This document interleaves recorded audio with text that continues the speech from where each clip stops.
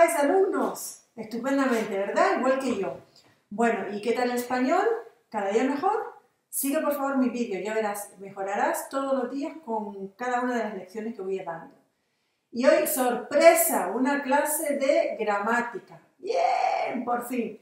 Sí, en esta clase de gramática voy a tratar un tema muy importante y que sé que a vosotros a veces os cuesta un poquito. Pero ya veréis que después de esta clase va a ser muy fácil. Bueno, se trata del complemento directo, también llamado objeto directo, y el complemento indirecto, también llamado objeto indirecto. Y ahora unas transparencias para que quede todo muy claro. Muchas gracias. First, we should know how to recognize direct and indirect objects. By the way, we call it from now on DO and IO. How should we recognize DO? Here we have a simple sentence. El niño compra una manzana a su hermano. The boy buys an apple for his brother. If we ask what does the boy buy? The answer is an apple, una manzana. So an apple is DOD. Again, here's the sentence. Mandamos un mensaje a mi madre.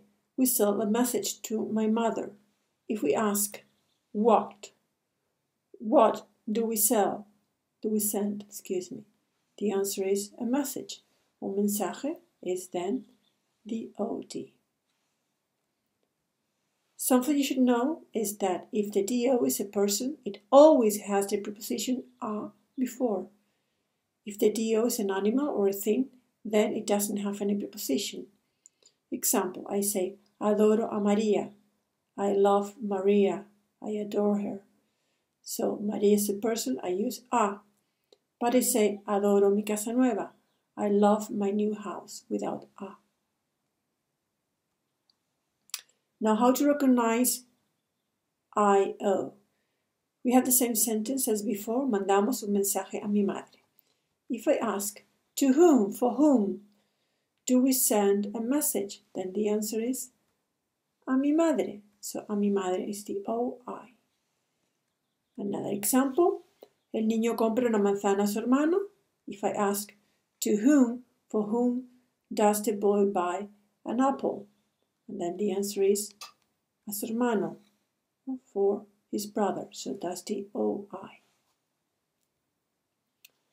Also, we should know that IO always has the preposition a before. So some people confuse the DO of person with IO. This is very important to know because Spanish people make a lot of mistakes because of that. Now the pronouns for DO. Let's see singular and plural, first person, second, third, and then for feminine and masculine. The first person singular is me, for both masculine and feminine. Second is te, also for masculine and feminine. And the third one is lo, for masculine, and la, for feminine. Then the plural first person is nos, for both gender, os, for both gender, and then the third person is los, for masculine, and las, for feminine. Let's have a quick look now. Okay, these pronouns are used instead of the whole DO. Just like in English we use her, for example, him, us. Also in Spanish we have these pronouns to use them instead of the whole DO, as I said. So let's replace the DO. Here we have the sentences. Mandamos un mensaje a mi madre. A message, un mensaje, is third person masculine, so is lo mandamos a mi madre. We'll see later the order of the DO-OD example and the IO in the sentence. El niño compra una manzana a su hermano. The boy buys an apple for his brother. Then una manzana es el niño la compra a su hermano. La, because it's third person feminine. Now let's see the indirect object pronoun. Also for singular, plural, first, second, and third person.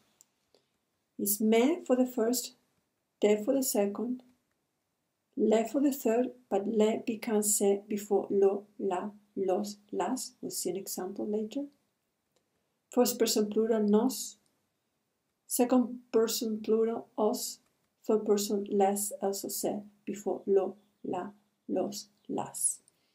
Notice it's the same for masculine and feminine in all persons. Let's replace now the I-O. Mandamos un mensaje a mi madre. So, a mi madre is third person, singular. It should be, le mandamos un mensaje a mi madre. Notice that a mi madre is still there, even if we have le. That is very common in Spanish. That is, we can have the pronoun and the whole I-O at the same time. El niño compra una manzana a su hermano. A su hermano, third person, singular, also le. El niño le compra una manzana a su hermano. Again, we can have the whole I-O even if we have the pronoun.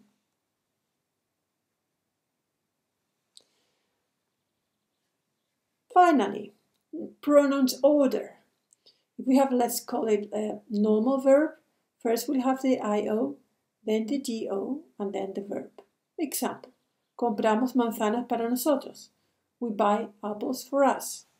First we'll have nos, which we, the I-O, the last, the D-O, and then the verb, compramos.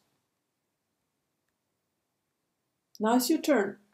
Doy un regalo a ti. Very well, te lo doy. Ella cuenta la historia a mí. She tells the story to me. Good. Ella me la cuenta. Ella compra una camiseta para su novio. She buys a shirt for her boyfriend. Great. Una camiseta, la. Para su novio, le. Ella le la compra. Yes, you know it's not le, because before I told you that le, la doesn't exist. When la is after le becomes se. So it should be ella se la compra. Let's see another example. Él regala un perro a su novia. He buys a dog for or to his girlfriend. Un perro lo, a su novia le, se lo regala. Never le lo regala. Good. Now let's see another order. If we have affirmative imperative, then we have I-O, then D-O, and it comes as just one word. Example. Let's see, we have da un regalo a tus padres. Give a present to your parents. It will be dáselo, just one word. Pide una cita al médico. Ask for an appointment to your doctor. Pídesela, again, one word. Now, if we have a conjugative verb plus infinitive, or if we have a gerund, then we have I-O, D-O, and it's just one word. But also we can have the I-O and D-O before, and then the conjugative verb, and then infinitive and gerund. And it doesn't matter which one you use. There's not any rule. The one you prefer. Sometimes you use one, sometimes the other. Examples. Quiero dar un regalo a María. It could be quiero dárselo, but also se lo quiero dar. Está comprando un regalo a sus amigos. She or he is buying a present for his or her friends. Está comprándoselo o se lo está comprando.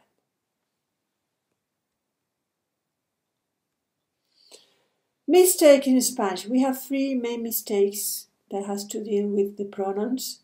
Leísmo, to use le instead of lo or la. Example, le amo. It should be la amo or lo amo. Laísmo, to use la instead of le. Example, la dije que viniera. I told her to come. And this is very used in central Spain, for example. Loísmo, to use lo instead of le. Example, lo dije que se quedara. I told him to stay. Now you turn. Replace do and io with pronouns. Yo doy el libro a ustedes. Yo se lo doy. Ella cuenta la historia a ellos. Ella se la cuenta. Ellos nos dan los libros a usted. Ellos no se los dan. Los vendedores normalmente venden los libros a los compradores. Los vendedores normalmente se los venden. Remember, we can leave a los compradores if you want to. Estoy escribiendo unas cartas a mi amiga. Estoy escribiéndoselas. Quiero vender una casa a mis amigos. Quiero vendérsela a mis amigos or else se la quiero vender. Vamos a mandar los documentos al cliente. Vamos a mandárselos al cliente or else se los vamos a mandar. Bueno, ¿qué os ha parecido? Muy fácil, ¿verdad? Yo creo que con esto ya tenéis muy claro el complemento directo y el complemento indirecto. Ahora a practicarlo, a sustituir siempre que podamos el pronombre y hablar, hablar y hablar, que de eso se trata, para mejorar el español día a día. Hasta luego, amigos. El like, que ya sabes que lo estoy esperando, ¿vale? Adiós.